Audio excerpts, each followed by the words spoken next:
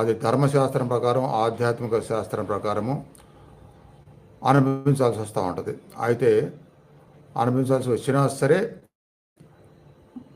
మనకి మాత తల్లి లాంటిది అనుకుంటున్నాం కాబట్టి సంకల్పం చేసుకొని మాకు ఈ ఇబ్బంది తీరాలి, లేదా ఈ జ్ఞానం కలగాలి, ఇది కలిసి రావాలి అని అడిగే ముందుగా అలా తెలియక చేసిన తప్పుల్ని క్షమించమని, ఇక నుంచి తెలిసి ఎలాంటి తప్పులు చేయమని, అందువలన క్షమించి పరిస్థితులు అనుకూలించేట్టుగా చేయమని అలాంటి భావంతో మీరు మాట్లాడాలి. మీ మనసుతో మీరే అమ్మవారితో మాట్లాడుకొని అప్పుడు మీరు పొందాల్సింది అడిగి, ఆ తర్వాత అమ్మవారిని దర్శిస్తూ, నేను చెప్పే స్తోత్రాలు వింటూ, నేను ఇచ్చే బ్లెస్సింగ్స్ తీసుకుంటూ ఇంకా మీకు మంచి జరిగిద్దనే విశ్వాసాన్ని పెట్టుకోండి మనసులో.